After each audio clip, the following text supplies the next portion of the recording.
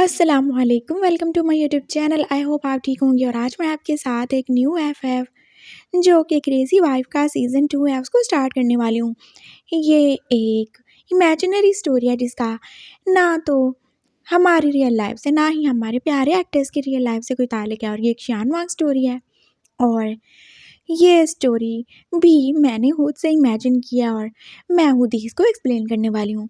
अगर आपको लगता है कि इस तरह की पहले स्टोरी आपने सुनी हुई है तो मुझे उसके बारे में नहीं पता क्योंकि मैंने नहीं सुनी। और स्टोरी पसंद आए तो लाइक और कमेंट कर दीजिएगा, नहीं पसंद आए तो हेट कमेंट मत कीजिएगा।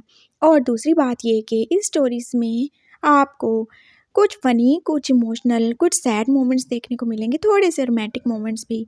और ये बिल्कुल एक फ़नी स्टोरी तो नहीं होगी लेकिन बात सिचुएशन के अकॉर्डिंग इसमें सीन्स ऐड हो ही सकते हैं। और दूसरी बात ये कि आपने कन्फ्यूज़ बिल्कुल नहीं होना क्योंकि यहाँ पर हमारा विशियान है, विवशियान नहीं, और उसके आपको बहुत से यानी कि 2-3 निकनेम्स तो देखने को मिलेंगे ही और साथ में लैन-सैन के भी। तो आपने बिल्कुल कन्फ्यूज़ नहीं होना कि एक बंदे के इतने सारे नाम क्यों हैं? क्योंकि हमारा जो मेन लीड है यानी कि हमारा विशियान है, वो एक सुपर मॉडल है तो ज़ाहिर है वो अपने लिए कोई ना कोई मज़े के नाम तो लेगा ही ना। तो आप लोगों ने बिल्कुल भी कन्फ्यूज़ नहीं होना। और दूसरी बात ये कि इस स्टोरी में हमारा लैन-ज़ैन एक सपेरा यानी कि स्नेक कैचर कहते हैं क्या उसको? हाँ, वही है। और वो एक बिल्कुल ही सिंपल सा और गाँव में रहने वाला लड़का है तो इसलिए आपको उसकी लैंग्वेज में और उसके नाम में भी थोड़ा-सा अजीबपन देखने को मिल सकता है। लेकिन आप जल्दी इससे अटैच हो ही जाएँगे अगर आप थोड़ा समझ के स्टोरी को सुनेंगे। तो मैंने बहुत ज़्यादा लंबी एक्सप्लेनेशन दे दी। चलें हम इसके फर्स्ट पार्ट को स्टार्ट करते हैं। विशियान अब पेरिस में था और अपनी फूफो के पास ही रहता था। कितने साल ही तो हो गए थे उसको यहाँ पे रहते हुए और आज वो इतने सालों बाद ही अपने घर वापस ही जाने वाला था चाइना, लेकिन उसका बिल्कुल भी मूड नहीं हो रहा था वापस जाने के लिए। अगर उसकी मजबूरी ना होती वो तो कभी वापस जाता ही नहीं। वो अपने पापा से बहुत ज़्यादा ही नाराज़ है और अपनी स्टेपमी से भी। हाँ, उसकी स्टेप मदर जिनसे वो बिल्कुल भी प्यार नहीं करता, नफ़रत तो नहीं करता लेकिन वो उसे बिल्कुल भी पसंद नहीं थी। वो हमेशा से उन्हें बहुत बुरा ही समझता था और ऐसी औरत ही समझता था जिसने उसकी माँ के मरने के बाद उसके बाप पे कब्ज़ा कर लिया। हाँ, वो पापा की पहली गर्लफ्रेंड ही थी, जिसे पापा ने किसी वजह से शादी नहीं की थी और बाद में फिर भी शियान की मामा से शादी कर ली थी। लेकिन पापा भी कितने ज़्यादा तोता-चशम ही निकले थे। जैसे ही उनकी वाइफ़ की डेथ हुई, उन्होंने बिल्कुल भी परवाह नहीं की। वो उस दूसरी औरत को, जो कि स्टेपनी थी, उसको घर ही ले आए और देखिए तो उसका भी हस्बैंड मार ही गया था। हाँ, दोनों का रास्ता साफ़ हो गया और विशियान के ऊपर सौतेली माँ आई गई थी। और उसे वो बिल्कुल भी अच्छी नहीं लगती थी। वो कितनी कोई बुरी लगती थी, उसे हद से ज़्यादा ही नफ़रत थी। और ये वही औरत थी, दूसरी औरत, जिससे वो हद से ज़्यादा नाम पसंद करता था। और सिर्फ़ वही नहीं, उसके बाकी फैमिली मेंबर्स भी। एक तो वो हद से ज़्यादा ही प्यारी थी और दूसरा वो कोई गाँव की गँवार-सी लड़की थी। हाँ, उसी गाँव की, जहाँ उसके पापा बचपन में रहते थे और यहीं वो दोनों स्कूल में ही तो मिले थे जहाँ पे उनका प्यार स्टार्ट हुआ। हाँ, वो उसकी माँ को छोड़ के उतनी जल्दी भूल के कैसे ही उस नई औरत के साथ रहने लगे थे। वो दोबारा से उनके पास जाने वाला था और क्या ही करना था उसे। पापा ने उसे धमकी दे डाली थी, अगर वो अब भी वापस नहीं आया तो वो उसे प्रॉपर्टी में कोई भी शेयर नहीं देने वाले और सारा कुछ जोजो के नाम ही कर देंगे। और फिर विशान की फूफो ने उसे समझाया था कि वो ऐसे कैसे ही अपना हक छोड़ सकता है। हाँ, जो चाहे उसका अपना ही भाई क्यों ना हो, लेकिन उसकी माँ तो उसकी माँ नहीं है ना, इसलिए उसे जाना ही पड़ेगा और इसी वजह से वो पैकिंग कर ही रहा था। आज वो पूरे 8 साल बाद ही अपने घर जाने वाला था। बहुत ज़्यादा गुस्से में है वो। मैं बिल्कुल नहीं घर जाना चाहता, लेकिन आंटी आपने मुझे फ़ोर्स किया इस वजह से मैं जा रहा हूँ। वो अपनी फूफो से बोल रहा था। तुम्हें जाना होगा विशु, तुम जानते हो ना अगर तुम नहीं गए तो सब कुछ वो औरत ही ले उड़ेगी। और मुझे जोजो से कोई भी नफ़रत नहीं है, ना मैं उससे नापसंद करती हूँ। लेकिन तुम जानते हो ना वो कौन है? वो उस औरत का बेटा है जिसने तुम्हारे बाप को दूर कर दिया हम सब से। और फूफो भी तो उसकी सौतेली माँ को बिल्कुल पसंद नहीं करती थी, क्योंकि विशु की फर्स्ट मॉम और फूफो क्लास फेलोज थी और वो कितना ज़्यादा ही एक दूसरे के क्लोज थी। और फूफो को हाथ से ज़्यादा ही गुस्सा आया था अपने भाई पे, जिसने उनके प्यारे दोस्त के मरने के बाद कुछ ही सालों बाद तो अपनी एक्स गर्लफ्रेंड से शादी रचा ली थी। विशु अब पूरी तरह से रेडी हो चुका था। वो यहाँ पे रहता था अपनी फूफो के पास, और यहाँ पे उसे कितने ज़्यादा मॉडलिंग के ऑफर्स मिले थे और उसने एक्सेप्ट भी किए थे। और आज वो बहुत ज़्यादा एक कामयाब मॉडल बन चुका था। और अब चाइना में जाके वो क्या ही करेगा, उसे तो बिल्कुल भी समझ नहीं आ रहा था। वो अब एयरपोर्ट के लिए निकलने वाला था कि तभी उसका मोबाइल बजा था, और वो जोजो ही था, उसका प्यारा छोटा भाई। उसने एकदम से कॉल उठा ली थी। हे जूनियर, कैसे हो तुम? उसके लहजे में उसके लिए बहुत ज़्यादा ही प्यार था। वो उसकी माँ को जितना ज़्यादा भी नापसंद करता हो, लेकिन जोजो से वो बहुत ज़्यादा ही प्यार करता था। वो उसका छोटा भाई था, उसका अपना ही खून था, और वो भी तो जैसे हद से ज़्यादा ही अपने बड़े भैया से अटैच था। तो आप आ रही हो काका? मैं बहुत ज़्यादा एक्साइटेडली आपका वेट कर रहा हूँ, जोजो खुशी खुशी बोल रहा था। हाँ, आ तो रहा हूँ, लेकिन मैं सिर्फ तुम्हारे और पापा के लिए आ रहा हूँ। तुम स्टेपनी को कहना कि मेरे बिल्कुल करीब आने की ज़रूरत नहीं है। समझ गई? हाँ, नहीं आएंगी। वैसे भी मेरी मामा, वो तो हमेशा आपके लिए अच्छा ही सोचती है ना, आपका अच्छा ही चाहती हैं। हाँ, बस ठीक है, अपनी मामा के चमचे बनना बंद करो। और क्या हो रहा है? कैसी जा रही हैं तुम्हारी स्टडीज़? हाँ, अच्छी जा रही हैं, और बाकी जब आप आओगे तो फिर बात करेंगे। I love you so much, मैं आपका वेट कर रहा हूँ। उसने कितनी ज़्यादा ही फ्लाइंग किसेस दी थी, और विशु अब अपने छोटे भाई को देख के खुशी हो रहा था। हाँ, ये उसका छोटू सा भाई था, जो उसके यहाँ आने के बाद ही पैदा हुआ था, लेकिन फिर भी वो उसे बहुत ज़्यादा ही प्यारा है। वो अब एयरपोर्ट पे निकल चुका था। उसने अंकल आंटी को बोल दिया था कि उन्हें कोई ज़रूरत नहीं है, ऐसे ही वो उसके पीछे आएंगे और फिर वो इतनी देर सैड भी रहेंगे। और प्लेन में भी तो वो यही सोच रहा था कि वो घर जाके कैसे ही उस औरत को फेस करेगा, अपनी स्टेपनी को। थोड़ी देर बाद ही सही, लेकिन उसे नींद भी आ ही गई थी, और फिर बाकी सफ़र तो ऐसे ही गुजरा था। वो अब चाइना में लैंड कर चुका था, और पापा के सेक्रेटरी जो कि उसे लेने ही आए थे, वो उसका नाम इतना बड़ा बड़ा बोर्ड पे लिख के आप खड़े ही थे, विशियान। और विशियान जो के पास देखे जा रहा था, कौन ही उसे लेने आया? मैं हूँ सर, मैं आपको लेने आया हूँ। कौन सर? मैं कोई सर नहीं हूँ, कॉल मी विश। वो ऐसे ही अपना नाम प्रोनाउंस करता था, लेकिन यहाँ पे तो विशियान लिखा हुआ है। आप कौन है? मैं ही विशियान हूँ, और ये विश मेरा ही नाम है। समझ गए तुम पागल आदमी? आई एम अ ब्रांड, ये मेरा नाम है, और तुम कैसे मेरा नाम चेंज कर सकते हो? और वो पापा क्यों नहीं आए? वो तो गाँव चले गए हैं। कौन से गाँव चले गए हैं वो? उसका तो एकदम से सारी घूम गया था। वो जो आपके पहले वाला घर नहीं है गाँव में, वो तो वहाँ चले गए हैं ना। वो वहाँ पे अपनी एनिवर्सरी सेलिब्रेट करने वाले हैं। ओह गॉड! मैं क्या करूँगा? मैं बिल्कुल उस गाँव में नहीं जाना चाहता। वो कितना ज़्यादा गंदा, कितना ज़्यादा डर्टी है वो। मेरी तो सारी स्किन ही खराब हो जाएगी। Oh my God! मेरे सारे कॉन्ट्रैक्ट्स का क्या होगा? वो वहीं बैठ के अब सर पकड़ने वाला था, और फिर उस आदमी ने दोबारा से उसे बुलाया। तो पापा चले हम? हाँ, this sounds cool. Call me बाबा और कॉल मी विश, लेकिन ये विश यहाँ तो बिल्कुल भी नहीं। एकदम बहुत ही बोरिंग सा लगता है। उसने जल्दी जल्दी बोला था, और अपना सारा सामान तो सेक्रेटरी को ही पकड़ा दिया था। और खुद वो कैसे मज़े से सन ग्लासेस लगाए और फेस पे मास्क चढ़ाए अब आगे आगे चले जा रहा था। Where is my car? और सर कार तो नहीं, हमें तो टैक्सी पे जाना होगा। What rubbish! मैं विश एक टैक्सी पे जाऊँगा? हाँ सर, आपके डैड ने बोला है कि आपका अंकल बहुत ज़्यादा ही आसमान पे चढ़ गया, उसे नीचे लाने की ज़रूरत है। हाँ, वो सब ये तुम लोगों के सामने भी कहते हैं क्या? हाँ, बिल्कुल। और विशु तो नहीं जानता था कि उसके पापा बस उसे सबक ही सिखाना चाहते हैं, और अब मरता क्या ना करता, उसे भी गाँव ही जाना पड़ना था। वो घर में अकेला क्या ही करेगा, और वहाँ जाके उसे फिर से उन सारे लोगों से मिलना पड़ेगा जो सारे बहुत ज़्यादा डर्टी लोग थे। गाँव में हर तरफ क्या ही था, धूल मिट्टी, गंद कचरा, जानवर और पता नहीं क्या-क्या ही था, और वो गाँव में जाके अब अपना सारा मूड ऑफ ही करने वाला था। 2 घंटे गुज़रे थे और वो जिंगयांग के पास एक छोटे से गाँव में आ गया था, जहाँ पे कुछ भी तो अच्छा नहीं था।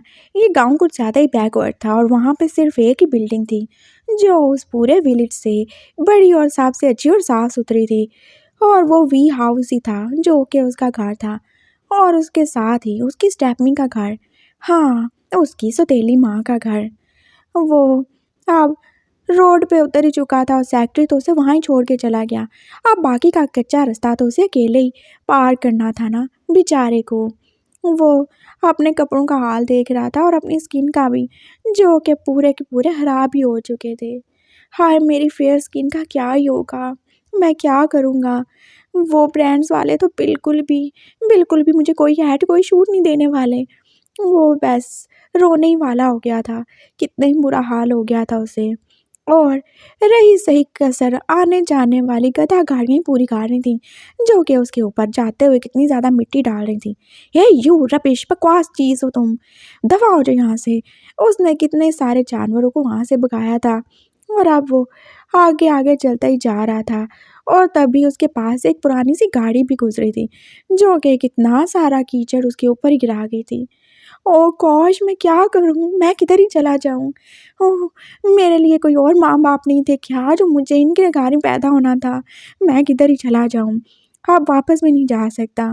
वो वैसे ही था, और फिर बेचारा अब इतने ही गुस्से से चला जा रहा था, और फिर एकदम जैसे वो रुक गया। ये क्या था?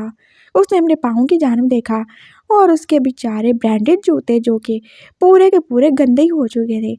हे! ये स्टिकी-स्टिकी सा क्या है? क्या क्या ये पॉटी है? वो एकदम से नीचे झुका था और अपने पाँव को देख रहा था। हाँ, ये लेकिन ये इंसानों की तो नहीं लग रही। हाँ, शायद भैंसों की होगी। ओह! ई मैंने क्या कर दिया? वो जल्दी से अपना पाँव साफ कर रहा था, और कितना ही ज़्यादा वो गंदा हो चुका था। और अब एकदम से उसने क्या ही देखा था, इतने सारे छोटे बच्चे जो कि स्कूल से ही आ रहे थे, उसे देख के कैसे हँसे ही जा रहे थे। हे वो देखो भूत! वो ऐसे ही उसकी तरफ देख के इशारे कर रहे थे, और निशान का गुस्सा तो अब बस अपनी हाथ बाहर ही काट चुका था। हे यू गंदे लोगो, डर्टी पीपल, खबरदार जो मेरे बारे में कुछ बोला, मैं तुमसे कहीं ज़्यादा हैंडसम हूँ, समझ आई? और तुम्हें तो हैंडसम का मतलब ही नहीं पता होगा। हमें सब पता है गगा, हैंड का मतलब और सम का मतलब थोड़े से हाथ। तो हम थोड़े से हाथ नहीं हैं, हम बच्चे हैं, और आपको इतना ज़्यादा भी नहीं पता, इसीलिए तो आप एक भूत हो। एक बच्चा जो हाथ से ज़्यादा ही सियाना था, उसकी इंसल्ट ही खा गया। हे यू लिटिल क्रिएचर, खबरदार जो मुझे कुछ बोलने की हिम्मत की हो। हम विश, मैं एक ब्रांड हूँ, आई एम अ ब्रांड, समझ आई? तुम क्या ही जानोगे? और वैसे भी मंकी को क्या ही पता होगा जिंजर के टेस्ट का। और उसने अपनी तरफ से मुहावरा इंग्लिश में बोलने की कोशिश की थी। हाँ, हमें सब पता है, मंकी यहाँ पे होते नहीं हैं, और गंगर हमें वो क्या होता है? वो एक दूसरे से पूछने लगे थे, और विषयान बस अब आगे चले ही जा रहा था। और आगे जाके अब एकदम से अब कोई और भी खड़ा था, जो कि उसे बहुत ही प्यार से बड़ी-बड़ी आँखों से और अपनी ज़ुबान निकाल के देख ही रहा था। वो एक डॉगी था, जो कि विषयान की तरफ देख रहा था, और उससे तो कोई वो चोर ही लग रहा था, जैसी उसकी हालत हो चुकी थी। उसका फेयर कलर कैसे मिट्टी में जैसे अटपटी हो चुका था। उसके डार्क ब्राउन बाल जो कि पूरे के पूरे उड़ ही चुके थे। उसके कपड़े जो कि वाइट थे, लेकिन अब उनमें कोई भी सफ़ेदी नहीं रही थी। और उसके जूते जो कि वो भी तो वाइट ही थे कभी, लेकिन अब तो बिल्कुल भी नहीं थे। ये तुम मुझे ऐसे क्यों देख रहे हो? उसने एकदम से कुत्ते से डर के बोला था, और उसे कुत्तों से तो हाथ से ज़्यादा ही डर लगता था। एक अल्फ़ा होने के बाद भी तुम मुझे ऐसे क्यों देख रहे हो? देखो, मैं तुम्हारा कोई खाना नहीं हूँ। हाँ, मैं थोड़ा स्मार्ट हूँ, लेकिन इसका मतलब ये तो नहीं तुम मुझे हड्डी समझो। मेरे करीब मत आना। वो ऐसे कुत्ते से देख के बोल रहा था, और कुत्ता बस उसकी तरफ देख के और अपनी ज़ुबान को बाहर निकाले बस भाव-भाव किया जा रहा था। मैं कह रहा हूँ मेरे करीब मत आना। उसने एकदम से अपने बड़े से 2 बैगों को मज़बूती से पकड़ा था, और अब वो भागने ही वाला था। लेकिन अब वो 2 बैग उठा के कैसे ही भाग सकता था। थोड़ी दूर जाके तो उसका पाँव फिसला था और वो बेचारा कीचड़ में गिर चुका था। क्या हो रहा है मेरे साथ? हे गॉड, क्या ही हो रहा है? इससे तो अच्छा आप मुझे ऊपर उठा लो। ये ज़मीन के लोग और जानवर तो मुझे जीने ही नहीं दे रहे। वो इतना ज़्यादा दुखी हो चुका था। हाँ, बेचारा इतना प्यारा सा मुँह अब किसी को दिखाने के काबिल ही नहीं था। हाँ, ये रास्ता जो कि बहुत ज़्यादा ही लंबा था, ख़त्म ही नहीं हो रहा था। और गर्मी की इस दोपहर में उसे तो कोई चीज़ भी नज़र नहीं आ रही थी जिससे वो लिफ्ट ही माँग रहे। और जैसे उसकी हालत हो चुकी थी, अब उसे कोई लिफ्ट देने वाला था भी नहीं। और तभी वो उठा ही था कि एकदम से कोई नया ही शिकारी था जो कि बिल्कुल उसके सामने खड़ा था। और वो कोई बहुत बड़ा सांप ही था जो कि उससे देख के फनकार ही रहा था। हाँ, अब तुम भी आ जाओ, ज़रा डांस लो, मुझे मार डालो। मैं बस मार ही जाऊँ तो अच्छा है, और तो कुछ हो नहीं सकता मेरी लाइफ में। वो आज से ज़्यादा ही डिसअपॉइंट हो चुका था। एक तो उसका दिल नहीं लग रहा था और ऊपर से जो कुछ इस गाँव में आते-आते उसके साथ हो चुका था, उसके बाद वो बेचारा क्या ही करता। और सांप ने जैसे उसकी रिक्वेस्ट को एक्सेप्ट कर लिया था, वो एकदम से अब उसको अपना एक चुम्मा दे के जा ही चुका था, और वो भी उसके नेक पे। और विषयान को जैसे अपने नेक में कितना ज़्यादा ही दर्द महसूस हो रहा था। और थैंक गॉड मैं मरने वाला हूँ। इट्स सो कूल, गॉड मैं आपके पास आ रहा हूँ। उसने रोते-रोते बोला था और जैसे वो वहीं पे ही बैठ गया था। अब उसे अपने मरने का इंतज़ार था। हाँ, बस थोड़ा-सा पेन और फिर मैं मरने ही वाला हूँ। वो ऐसे ही वहाँ पे गिर चुका था और इतनी गर्मी और दोपहर में तो कोई भी उस सुनसान रास्ते पे नहीं था। थोड़ी देर के बाद उसने अपनी बंद होती आँखों से किसी को अपनी तरफ आते ही देखा था। वो बस उसके जूते और उसका लंबा सा गाउन ही देख सका था। वो जो भी था पहले आहिस्ता-आहिस्ता चल रहा था और फिर एकदम जैसे वो उसके करीब ही आ गया था। "आप ठीक हैं? क्या हुआ आपको?" वो बहुत फ़िक्रमंदी से पूछ रहा था और विषयान बस ऐसे ही बेहोश होने के करीब ही था। ओह! आपको शायद उसने काट लिया। मैं अभी सब ठीक कर देता हूँ। वो बोल रहा था और विषयान ने बस बहुत ही मुश्किल से अपनी आँखें खुली रखी थीं। और फिर वो जो भी था, उसकी शक्ल तो उसे नज़र आ भी नहीं रही थी। हाँ, बस उसके लंबे-लंबे ही बाल थे और विषयान ने बस इतना ही नोटिस किया था कि उसके सर पर एक हेडबैंड ही बंधा हुआ था। और बाकी तो उसे कुछ भी नज़र नहीं आ रहा था। धूप और शाम का ज़हर जो पूरी तरह से उसको जैसे अंधा ही कर रहा था। और फिर उसके कानों में म्यूज़िक की आवाज़ आई। अरे! मेरी जान बचा रहे हो क्या, या मुझे म्यूज़िक सुना के बाय-बाय बोल रहे हो? उसने कितनी मुश्किल से बोला था। अरे चुप हो जाए ना, सब ठीक हो जाएगा। ये राजा का ही काम होगा, वो घर से निकल गया था। मैं उसे पकड़ने आया था। वो अभी आके सब ठीक कर देगा। वो बोला था और फिर थोड़ी देर के बाद वो राजा जो कि वो साँप ही था, वो वहाँ पे डांस करता हुआ आ भी गया था। और फिर उस सपेरे ने उसको फिर से विषयान की नेक के ऊपर रख दिया था। "ये तुम बचा रहे हो कि मार रहे हो मुझे? एक बार इसने डसा क्या वो काफ़ी नहीं था?" उसने इरिटेट होते हुए बोला था। और फिर राजा ने दोबारा से अब विषयान की नेक पे कीसी करना शुरू कर दिया था। "अरे दूर हटो मुझे, क्या कर रहे हो? मुझे मार मत कर देना। ये ना हो कि तुम नागिन ही हो, बाद में तुम इंसान बन जाओ, मैं तुमसे शादी नहीं करने वाला। मैं बता रहा हूँ मैं नहीं करने वाला।" वो बस ऐसे ही बोलते-बोलते बेहोश ही हो चुका था और जो भी ये इंसान था उसके पास उसके होंठों पे स्माइल ही आ गई। ये कुछ ज़्यादा ही मज़ाहिया से आदमी है।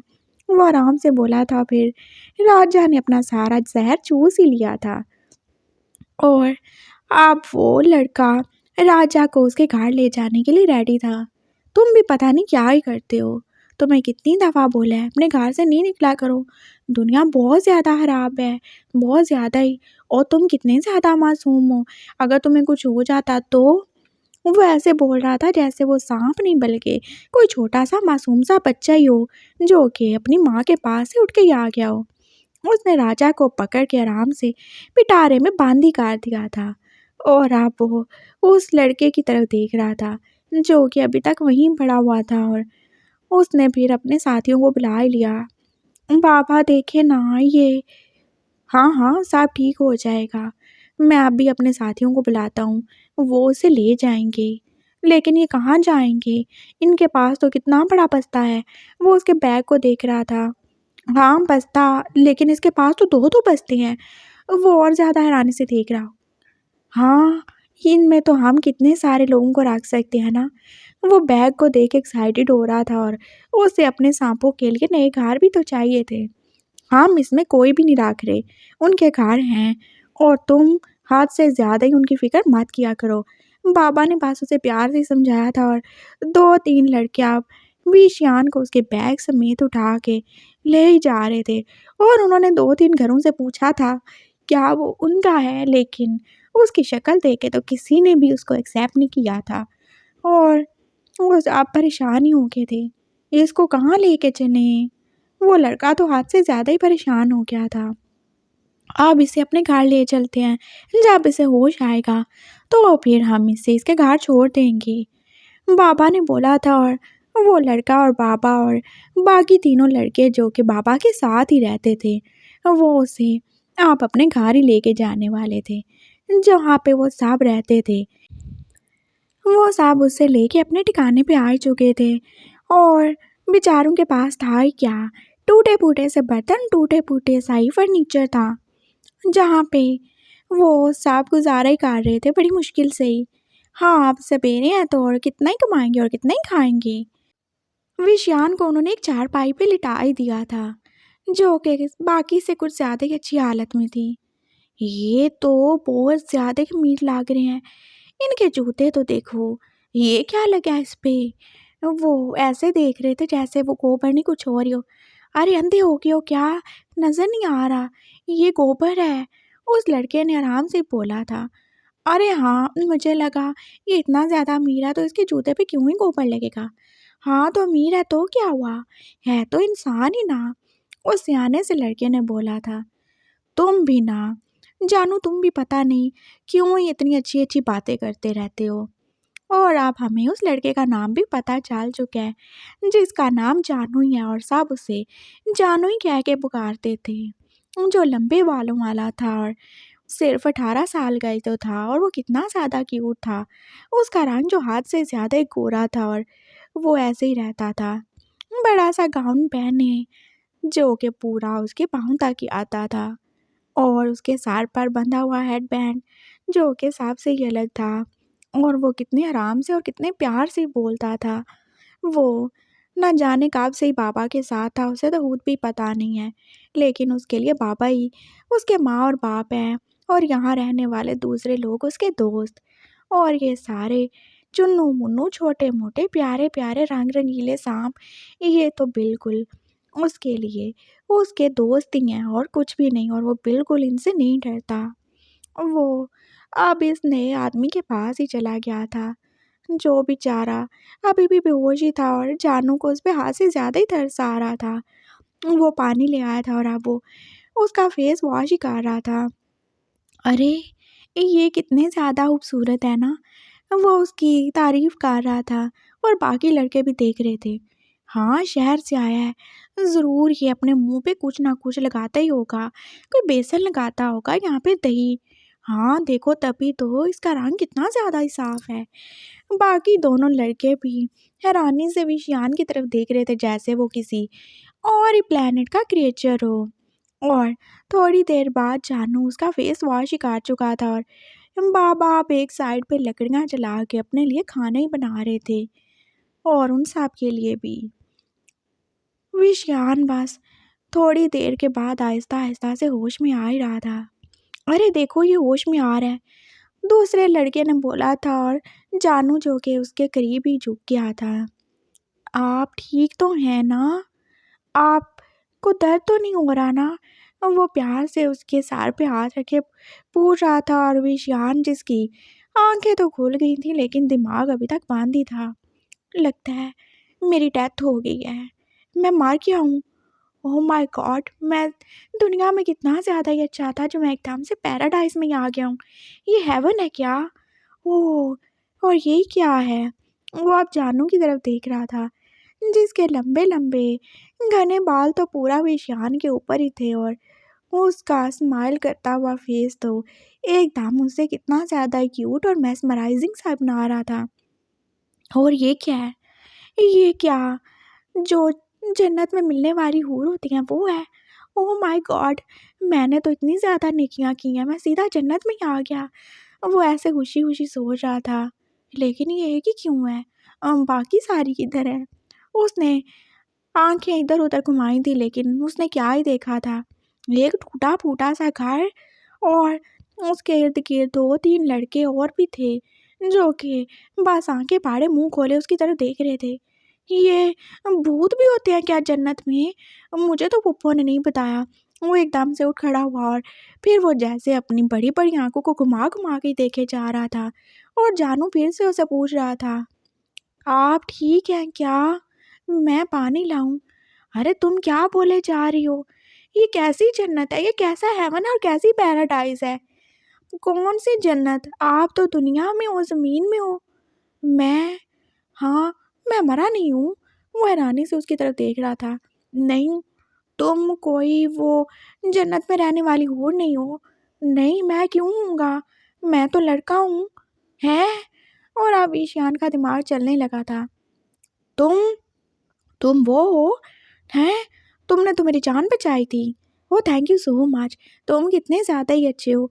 वो एकदम से उठ के जैसे उससे लिपट ही गया और जानू बेचारा शर्मा ही गया। ये पहली बार था जब किसी ने ऐसे उसे एकदम से आगे किया। ओह! तुम कितनी प्यारी हो, कितनी ज़्यादा अच्छी हो। तुम ज़रूर मेरे साथ मॉडलिंग करना, तुम बहुत ज़्यादा क्यूट हो। वो जैसे अब एकदम से फ्रैंक ही हो गया था और वो उसके गालों पे और उसके फ़ोरहेड पे कितनी ज़्यादा किसी-सी कर रहा था उसकी जान बचाने के लिए। और जानू की आँखें तो खुल सी गई थी और अब वो बंद हो ही नहीं रही थी। क्या हो गया?